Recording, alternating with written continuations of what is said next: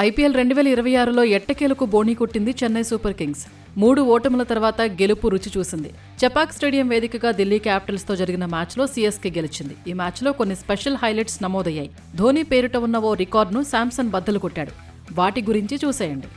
ఢిల్లీతో జరిగిన ఈ మ్యాచ్లో Chennai Super Kings batter Sanju Samson century బాదాడు. ఐపీఎల్ 2026లో ఇదే ఫస్ట్ సెంచరీ. చెన్నై తరపున సంజుకు ఇదే తొలి శతకం. ఈ సీజన్ కోసం రాజస్థాన్ నుంచి చెన్నై జట్టులోకి వచ్చిన శాంసన్ ఫస్ట్ 3 మ్యాచ్ల్లో 6, 7, 9 పరుగులతో వరుసగా విఫలమయ్యాడు. ఇప్పుడు క్యాపిటల్స్తో ఈ పోరులో 56 బంతుల్లో 115 పరుగులు బాది సత్తా చాటాడు. దీంతో ఐపీఎల్ 2026 సీజన్లో తొలి సెంచరీ చేసిన ఆటగాడిగా శాంసన్ నిలిచాడు. అతడి ఐపీఎల్ కెరీర్లో ఇది 4వ ఐపీఎల్ సెంచరీ. ఐపీఎల్లో 3 వేర్వేరు జట్ల తరపున సెంచరీ చేసిన తొలి ఆటగాడిగా సంజు శాంసన్ చరిత్ర సృష్టించాడు. ఢిల్లీ డేర్ డెవిల్స్, రాజస్థాన్ తరపున గతంలో అతడు శతకాలు సాధించాడు. ఇప్పుడు చెన్నై సూపర్ కింగ్స్ తరపున సెంచరీ బాదాడు. చెన్నై సూపర్ కింగ్స్ తరపున అత్యధిక స్కోర్ చేసిన వికెట్ కీపర్గా మహేంద్ర సింగ్ ధోని రికార్డును సంజు శాంసన్ బ్రేక్ చేశాడు. వికెట్ కీపర్గా ఉంటూ సీఎస్కే తరపున ధోని చేసిన అత్యధిక స్కోర్ 84 పరుగులు.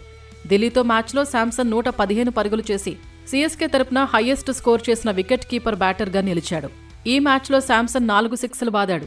దీంతో టీ20 కెరీర్లో 400 సిక్సర్ల మైలురాయిని చేరుకున్నాడు. ఇంటర్నేషనల్ లీగ్లలో కలిపి ఈ 6ల మైల్ స్టోన్ సాధించాడు.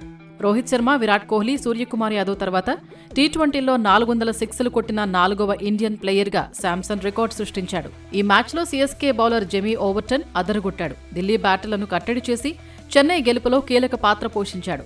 మ్యాచ్ను మలుపు తిప్పాడు. ఓవర్టన్ 4 ఓవర్లలో కేవలం 18 పరుగులే ఇచ్చి 4 వికెట్లు పడగొట్టాడు. ఈ సీజన్లో ఇప్పటివరకు నమోదైన అత్యుత్తమ బౌలింగ్ గణాంకాలు ఇవి. ఐపీఎల్ 2026 సీజన్ ఆరంభంలో వరుసగా రాజస్థాన్, పంజాబ్, బెంగళూరు చేతుల్లో ఓటమి పాలైంది చెన్నై. తన 4 మ్యాచ్లో 23 పరుగుల తేడాతో ఢిల్లీపై గెలిచి బోణీ కొట్టింది.